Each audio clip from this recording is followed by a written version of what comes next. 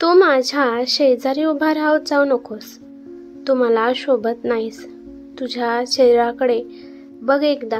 आपली जोडी इतरांपेक्षा वेगळी दिसत आहे. लोक आपल्याकडे बघून हसत आहेत. सारखं सारखं मला सांगायला लावू नकोस.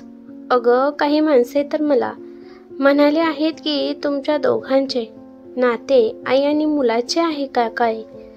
तुला एकदा सांगितलेलं कळत नाही का? माझ्यापासून लांब राहत जा. तू आता मला शोभत नाहीस.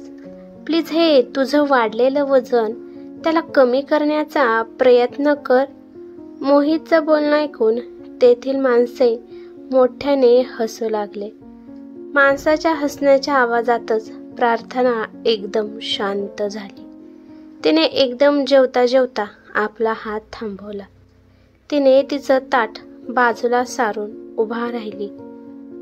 आता तिच्या नवऱ्याने मोहितने सगळ्यांसमोर तिची टिंगल उडवली होती. त्यामुळे तिच्या मोठ्या नणंदला एवढी हिंमत आली आणि ती म्हणाली की या फोटोमध्ये बघा बघा वहिनी कशी दिसत आहे. आणि ती सगळ्यांना फोटो दाखवून मोठमोठ्याने हसू लागली. आज तिच्या घरात तिच्या बारक्या नणंदचा वाढदिवस झाला होता. त्यामुळे तिला आज सगळ्या जबाबदाऱ्या पार पाडायच्या होत्या. प्रार्थनाला 7 महिन्यापूर्वीच बाळ झालं होतं. प्रेग्नन्सीमध्ये तिचं वजन वाढलं होतं आणि डिलिव्हरी झाल्यावर सुद्धा तिचं वजनामध्ये काहीच फरक पडला नाही. त्यामुळे तिची तब्येत जास्त दिसत होती आणि सतत काम करत होती. त्यामुळे तिच्या सारख्या धापा भरत होत्या. वहिनी, आज तर खाण्यापिण्यावर जास्तच तुटून पडली आहे बघा. सकाळी नाश्ता पण केला, त्यानंतर दुपारी पण जेवल्या, 4 वाजता पण जेवल्या, मगाशी तासापूर्वी पण जेवल्या आणि आता पण जेवायला बसले आहेत. छोटी नणंद प्रार्थनाला म्हणाली, अहो वहिनी, आता जेवायला बसलाच आहे तर ते ताटातलं संपून तरी उठा. आणि ते ताट बाजूला सारून कशापायी नाटके करून उठत आहात? अजून एकदा तुम्हाला जेवायला बसायचं आहे का? मोठी नणंद परत तिला चिडवत म्हणाली.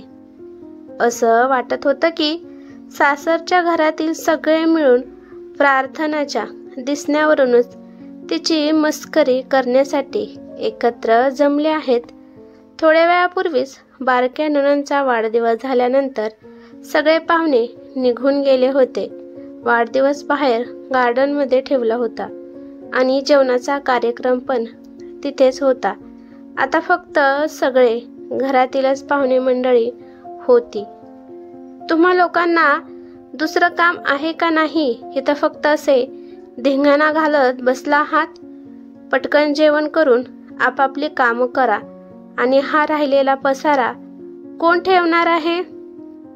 इथं फक्त काय खाण्यासाठीच आला आहात का? थोड्या वेळानंतर आपल्याला सुद्धा हे सगळं आवरून घरी जायचं आहे. शेवटी प्रार्थनाच्या सासूबाईच्या बोलण्यावर सगळेच शांत बसले आणि नंतर आपलं जेवण झाल्यानंतर सगळ्यांनी सगळा पसारा आवरण्यासाठी मदत केली. तेव्हा प्रार्थनाच्या सासूबाई प्रार्थनाला म्हणाल्या की, सुनबाई, असं जेवताना ताटावरून उठून जाऊ नये. आधी तुझं जेवण उरकून घे आणि नंतर बाळाला घे आणि घरी जाऊन आराम कर. इथल्या कामाचं टेन्शन घेऊ नको. इथले काम हे सगळे करतील. तू जा घरी. पण आई, मला आता भूक नाही. प्रार्थना रडकुंडी चेहरा करून म्हणाली. प्रार्थना, तुझं बाळ लहान आहे. तुझं सतत ते दूध पित आहे. त्यामुळे तुला भूक लागणार हे नॉर्मल आहे. हे सगळे माणसे नाही समजणार. तू जेव आणि कोण तुला काय म्हणत आहे त्याच्याकडे मी पाहते. तुला एक गोष्ट जरूर सांगेन. उत्तर द्यायला शिक आता. नवरा आहे म्हणून काय झालं? तो काही पण म्हणेल का? आणि तू पण मूग खाल्ल्यासारखं गप्प बसतेस. सासूबाईने आपल्या सुनबाईला जेवणासाठी खाली बसवताना आणि तिच्यासमोर ताट ठेवताना म्हणाल्या. सासूबाईच्या आग्रह खातीर प्रार्थना परत जेवण्यासाठी बसली. परत तिचा नवरा मोहित तिच्यापाशी आला आणि म्हणाला की अजून तू खायला बसली आहे? अगं थोडं तरी आपल्या हेल्थचं ध्यान ठेव. तेव्हा सासूबाईने त्यांच्या मुलाकडे रागाने पाहिलं. मग त्यांचा मुलगा मोहित गपचिप तेथून निघून गेला. प्रार्थनाने जेवण केल्यानंतर प्रार्थना बाळाला घेऊन आपली लहान बहीण परी आणि सासूबाईसोबत घरी आली. घरी आल्यानंतर तिने बाळाला दूध पाजून त्याला झोपवलं. थोड्या वेळानंतर पाठीमागे राहणारे सगळे आले आणि घरी आल्यानंतर सगळ्या माणसांनी कॉफी पिण्यासाठी डिमांड केली. प्रार्थना किचनमध्ये गेली आणि सगळ्यांसाठी कॉफी बनवून घेऊन आली. एक एक करून तिने सगळ्यांना कॉफी दिली आणि शेवटी मोहित कॉफी देण्याचा राहिला होता आणि प्रार्थनाचा पाय मॅटमध्ये अडकला आणि ती पडायला लागली होती. परंतु ती पडली नाही. तिच्या हातातला कॉफीचा कप मात्र खाली पडला. ती अशी धडपडली म्हणून सगळे तिच्याकडे बघून हसू लागले. मोहित तिला सावरायचं सोडून तिला ओरडायला लागला की अगं तुला कोणतंच नीट काम करता येत नाही का? सांडली ना कॉफी? खाऊन खाऊन नुसती सुटली आहेस. तुला तुझं शरीर सुद्धा सांभाळता येत नाही. तुझं शरीर तुला सांभाळायला येत नाही म्हणल्यावर तू काय घर सांभाळणार आहेस ग? अहो अचानक मी धडपडली. मी तुमच्यासाठी दुसरी कॉफी बनवून आणते. प्रार्थना फुटलेला कप भरत मोहितला म्हणाली, काय वहिनी, एवढा जाडेपणा पण काय कामाचा, जो आपल्या शरीराचा तोल सांभाळू शकणार नाही? जरा तरी फिट राहण्याचा प्रयत्न करा. मोठी नणंद प्रार्थनाला म्हणाली. खूप झालं साती, ती तुझी वहिनी आहे. जरा तर बोलण्याचं भान ठेव. तुला सांगणं म्हणजे दगडावर डोकं फोडण्यासारखं आहे. सासूबाई तिच्या मुलीला खवळताना म्हणाल्या, आई, तिला कळत नाही का आपलं शरीर कसं झाले आहे? मोहित पुन्हा म्हणाला. आणि तू मोहित, जर तिला सावरण्याचा प्रयत्न केला असता तर ती वेगळी गोष्ट होती. आणि तू तर तिला सावरायचं सोडून तू तिलाच दोन गोष्टी बोलत आहेस. सासूबाई आपल्या मुलाला मोहितला ओरडून म्हणाल्या, काय आहे ग आई, सारखं बघन तेव्हा तू तिच्याकडूनच बोलत असतेस. तिला चार गोष्टी सांगायचं सोडून तिला तू डोक्यावर घेतला आहेस. त्यामुळे ती एवढी जाडी होत चालली आहे. मोहित चिडून आपल्या आईला म्हणाला. तोपर्यंत प्रार्थनाच्या डोळ्यातून पाणी येऊ लागले. प्रार्थनाने फुटलेला कप घेतला आणि बेडरूममध्ये जाऊन रडू लागले.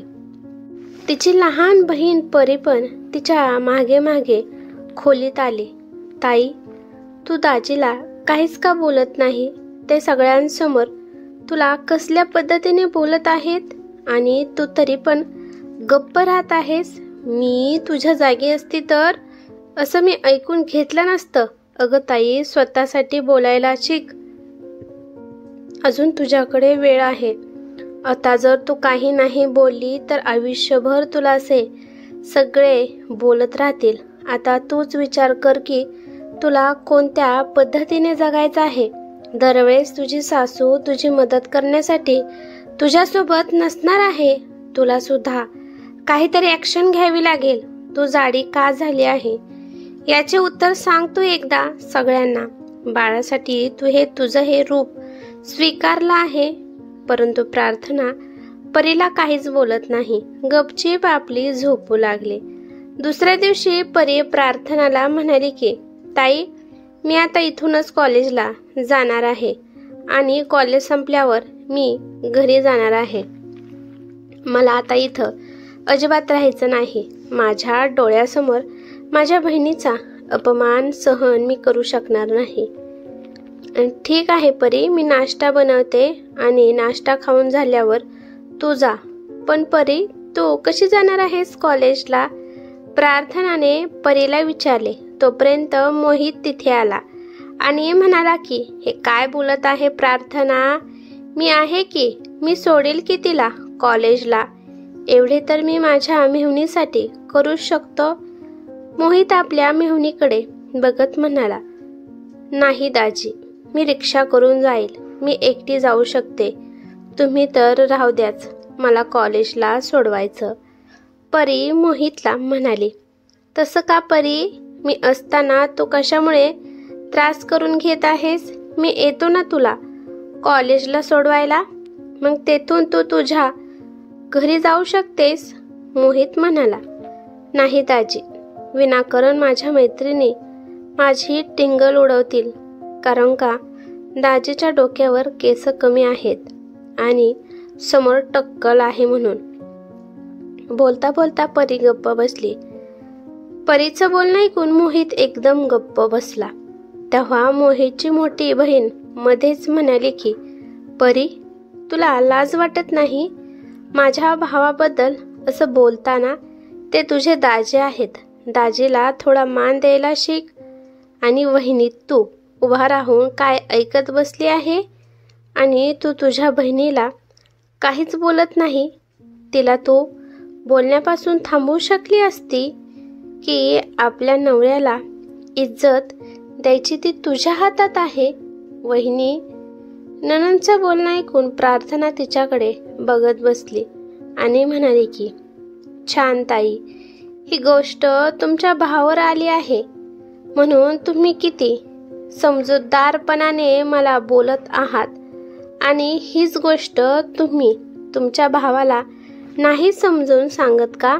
आपल्या पत्नीची इज्जत राखणं हे सुद्धा नवऱ्याच्या हातात असतं. जर नवरा आपल्या बायकोला सासरमध्ये इज्जत देत असेल तर बाकीची माणसे इज्जत देत असतात. उलट तुम्ही तर तुमच्या भावासोबत मिळून माझी टिंगल उडवत आहात. जेव्हा प्रार्थना बोलू लागली तेव्हा सगळे गप्प बसले. मोहित पण आपली खाली मान घालून उभा होता. तेव्हा सासूबाई तिथे आल्या आणि प्रार्थनाला म्हणाल्या की, शब्बास सुनबाई, आज तू तुझ्यासाठी काहीतरी बोलली हे ऐकून मला आनंद झाला. आणि नंतर त्या आपल्या मुलाला मोहितला म्हणाल्या की, जशी बायकोने आपल्या नवऱ्याची इज्जत राखावी करावी तसेच नवऱ्याने सुद्धा आपल्या बायकोची इज्जत करावी. तरच घरातली माणसे बायकोला इज्जत देत असतात. अरे प्रार्थना तुझी जीवनसाथी आहे. तू जशी तिला वागणूक देशील तशी घरातली सुद्धा वागणूक देणार आहेत. तुझ्या बरोबरीने ते पण चालत असतात. त्यामुळे ह्याच्यात फक्त तुझी चूक आहे. अरे शरीराचं काय आहे? अरे प्रेग्नेन्सीमुळे तिचं वजन वाढलं आहे. अरे प्रेग्नेन्सीमध्ये काजू बदाम पौष्टिक आहार खाल्ल्यामुळे तिचं वजन वाढलं आहे. आणि तिने तिचं वजन वाढवून सुद्धा तिने तुला बाबा बनायचं सुख दिलं आहे. तिने स्वतःचं आपलं सौंदर्य बाजूला ठेवून ती आपल्या लेकरासाठी सगळं सहन करत आहे. आणि तू साधं तिचं जाड शरीर सुद्धा सहन करू शकत नाही. अरे तिने किती वेदना सहन करून एका जीवाला जन्म दिला आहे. अरे काही जणांची शरीराची पद्धत वेगळी असते रे. एखाद्याचं वजन कमी होतं, एखाद्याचं कमी होतं नाही. मुलं झाल्यावर बायांचं शरीर बिघडून जाते. आपण त्यांची कदर केली पाहिजे. अरे ती जेवण सारखं करते. ते जेवण ती फक्त तिच्यासाठी करत नाही, ती तिच्या बाळासाठी जेवण करत आहे. तिने जेवण नाही केलं तर बाळाला दूध कुठून देणार आहे? ते त्यामुळे ती मनात नसताना सुद्धा जेवण करत आहे. तिचं डाएट बाजूला ठेवून आईला सगळ्यात महत्त्वाचं आपलं बाळ वाटतं. त्यामुळे ती बाळासाठी काही पण करू शकते. आणि तुम्ही तिला तिच्या खाण्यावरून सुद्धा किती बोलत होता. अरे तू तुझ्या बायकोची टिंगल उडवत होता म्हणून तुझं बघून तुझ्या बहिणी सुद्धा तशाच बोलत होत्या. तू जर असा बोलत नसता तर काय हिंमत झाली असती तुझ्या बहिणीची, तुझ्या बायकोची टिंगल उडवण्याची? आईचं बोलणं ऐकून नंतर मोहितचे डोळे उघडले आणि त्याने त्याच्या बायकोची माफी मागितली आणि वचन दिले की यापुढे तुझ्या शरीरावरून कधीच टिंगल उडवणार नाही. कथा आवडल्यास लाईक, शेअर करा आणि अशाच नवनवीन कथा ऐकण्यासाठी चॅनेलवरती नवीन असाल तर सबस्क्राईब करायला विसरू नका. धन्यवाद.